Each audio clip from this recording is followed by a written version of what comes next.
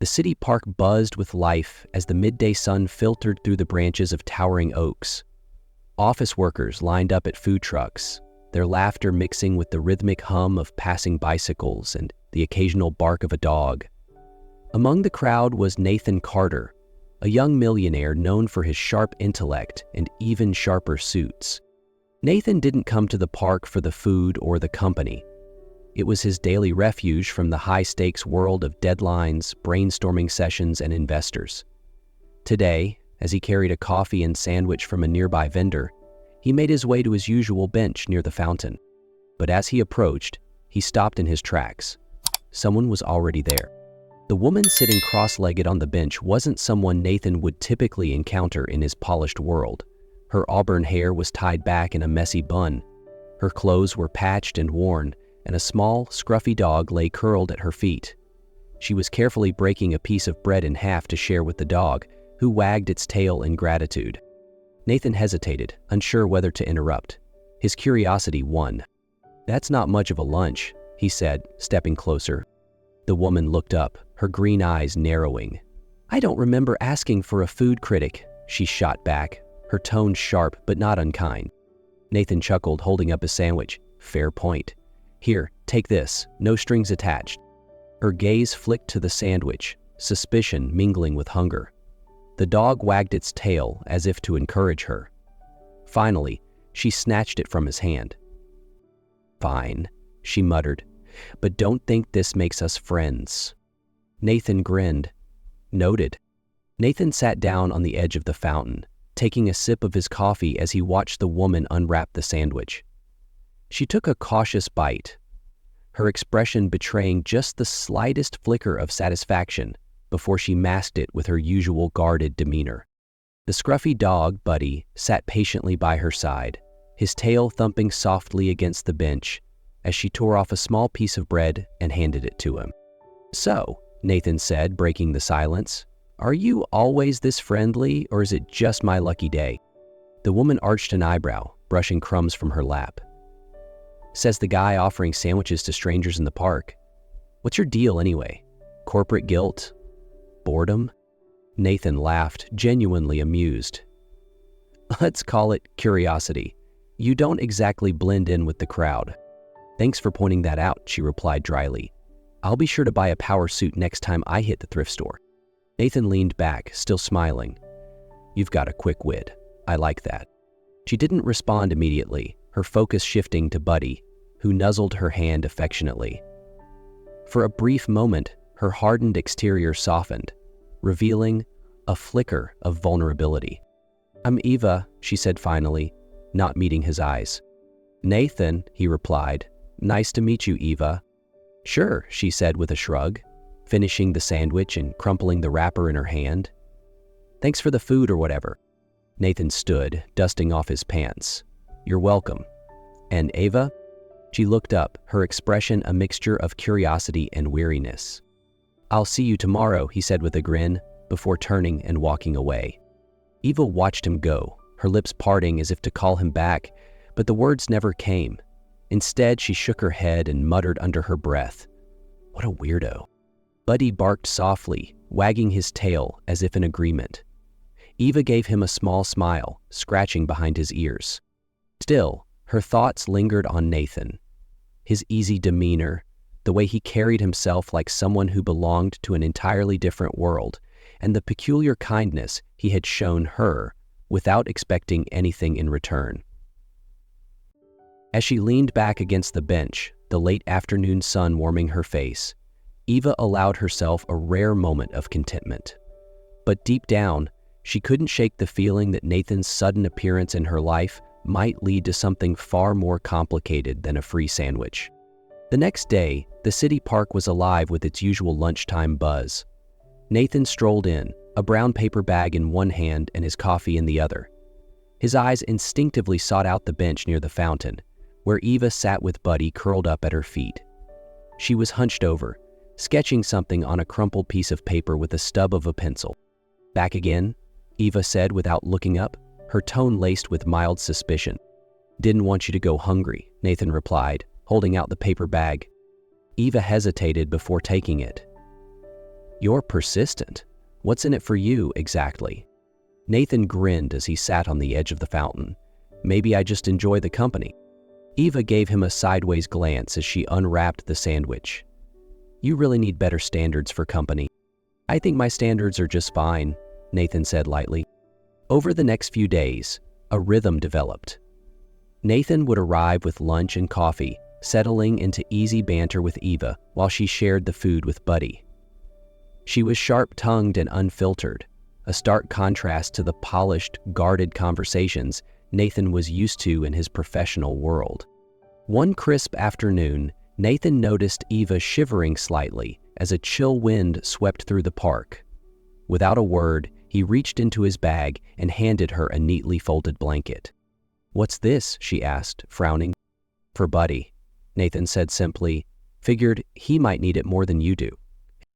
Eva blinked, caught off guard. Slowly, she draped the blanket over Buddy, who wagged his tail enthusiastically.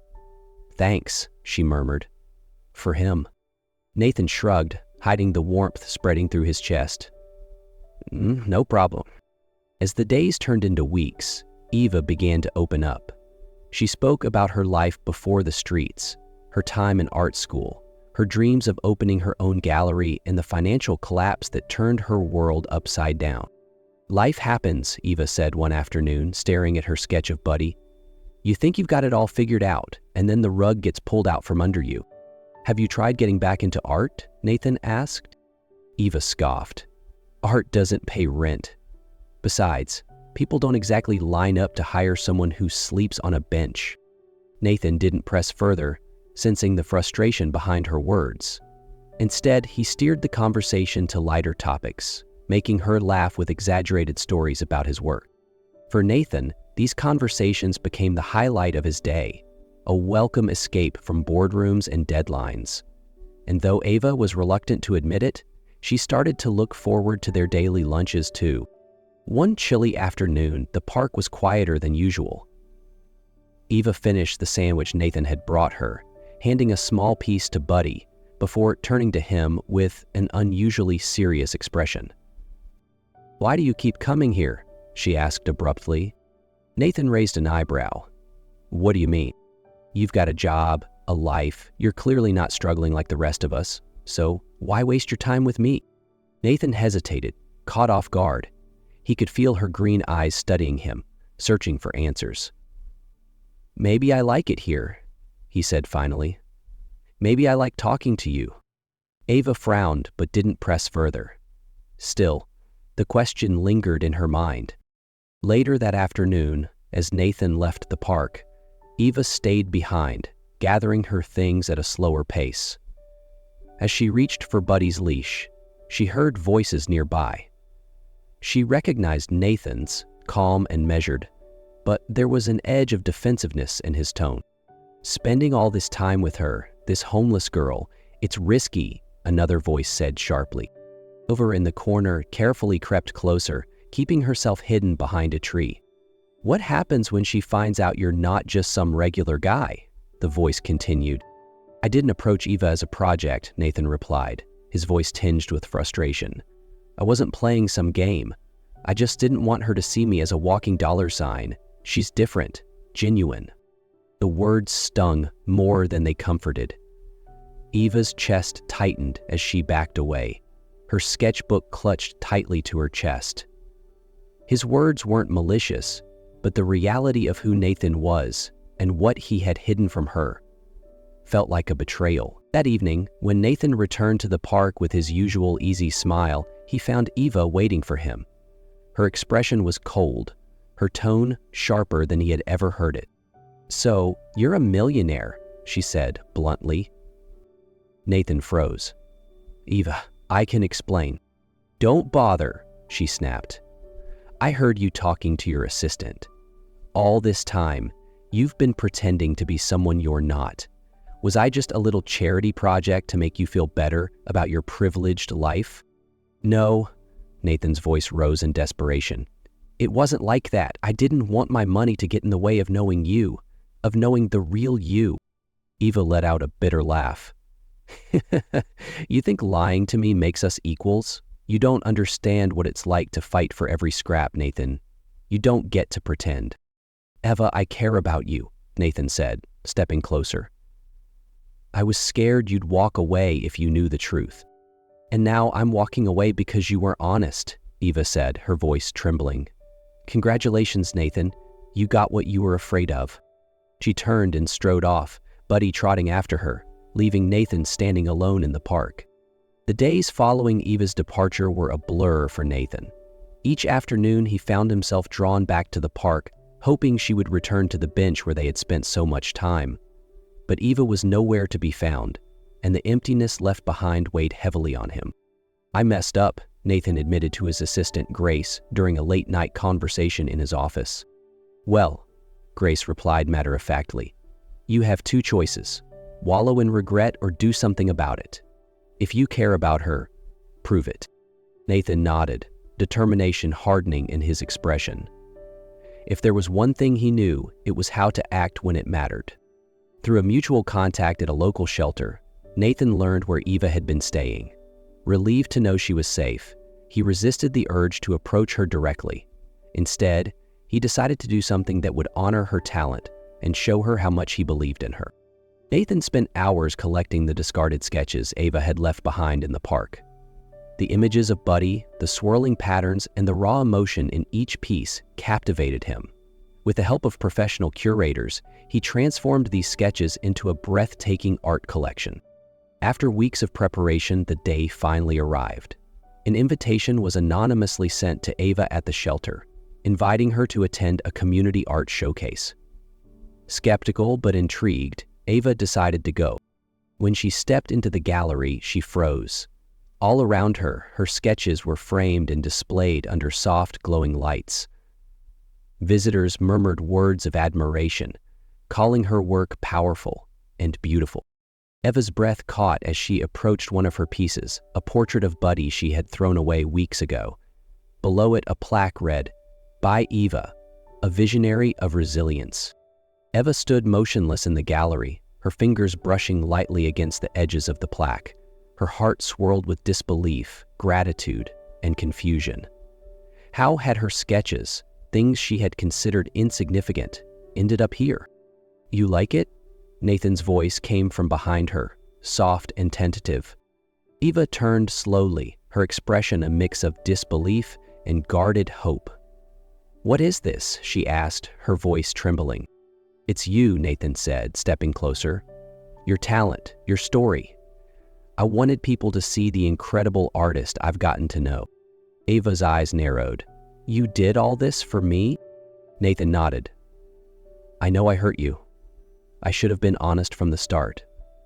But everything I feel for you, your resilience, your strength, it's real. And I wanted to show you that I believe in you, even if you can't forgive me." Eva's lips pressed into a thin line as her gaze moved across the gallery, taking in every carefully framed piece. She saw the effort, the thought, and the sincerity in his actions. But the pain of his earlier deception still lingered. "I don't need grand gestures, Nathan," she said finally, her voice steady. "I never did. I just needed honesty." "I know," Nathan replied softly. "And I'm sorry I failed you. But I'll spend as long as it takes proving I can be better. I believe in your art, Eva, and I believe in you." For a moment, the air between them was thick with unspoken emotions. Buddy, sensing the tension, wagged his tail and nudged Eva's hand with his nose.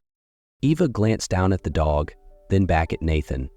Her lips curved into a faint smile. "You really collected all these?" she asked, motioning to the walls. "Every single one," Nathan said.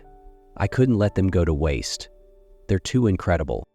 Eva shook her head, a tear slipping down her cheek. "You're unbelievable.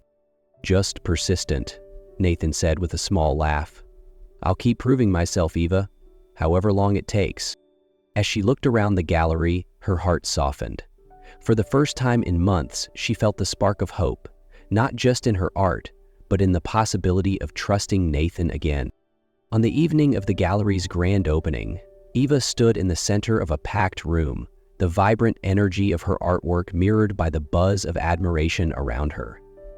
Friends from the shelter, local artists, and community supporters mingled with Nathan's colleagues and high-profile connections, creating a beautiful blend of two worlds. Buddy, her scruffy and loyal companion, trotted confidently through the gallery, a small bow tie secured around his neck. He had become the gallery's unofficial mascot, charming visitors and earning more than his fair share of head pats. Nathan stepped onto the small stage set up in the gallery's center. His gaze never left Ava, who stood glowing under the soft lights. "Ladies and gentlemen," Nathan began, his voice steady yet filled with emotion. "Tonight is about celebrating an extraordinary artist who taught me more about life than I ever expected. Eva's art is a reflection of her resilience, her strength, and her soul. And she's reminded me that life isn't about what you have, it's about who you share it with." As murmurs of agreement and applause rippled through the crowd, Nathan stepped down from the stage and made his way to Eva. He reached into his pocket, but instead of pulling out a ring, he knelt beside Buddy, who sat obediently at Eva's feet. "Buddy," Nathan said with a grin, clipping a small satin pillow holding the engagement ring to Buddy's bow tie. "Think you can handle this?" Buddy barked enthusiastically, wagging his tail as the room erupted into laughter and applause. With the pillow secured, Buddy proudly carried the ring to Nathan, who took it with a flourish before turning to Eva. Kneeling before her, Nathan held the ring up, his voice filled with emotion. "Ava, will you marry me?" Ava blinked back tears as she laughed, her gaze flicking from Nathan to Buddy, who was now wagging his tail so hard his whole body swayed. "Only if Buddy agrees to be part of the ceremony," she teased, wiping her cheek. "Done," Nathan replied with a chuckle. Eva took his hand, her voice trembling with joy. "Then yes, 1,000 times yes." As cheers and applause echoed through the gallery, Nathan stood, pulling Eva into an embrace. Buddy barked happily, circling them, clearly thrilled to have played his part in the big moment. Months later, at their wedding, Buddy took center stage as the honorary ring bearer. Wearing a new bow tie and strutting confidently down the aisle, he carried the rings on the same satin pillow, earning laughter and cheers from the guests. As Eva and Nathan exchanged vows under a canopy of twinkling lights, Buddy sat faithfully at their feet, a symbol of the journey that had brought them together. For Nathan and Eva, this moment wasn't just a celebration of love, it was a testament to the family they had built, quirks and all. Thank you for joining us on this heartwarming journey of love, resilience, and second chances. Nathan and Eva's story is a reminder that no matter how different our worlds may seem, kindness and trust can build bridges that last a lifetime. If this story touched your heart, don't forget to like, comment, and share it with someone who might need a little inspiration today. For more stories that inspire, uplift, and remind us of the beauty in life's unexpected moments, hit the subscribe button. We can't wait to share more incredible tales with you. Until next time, take care, spread kindness, and never stop believing in the magic of love and hope.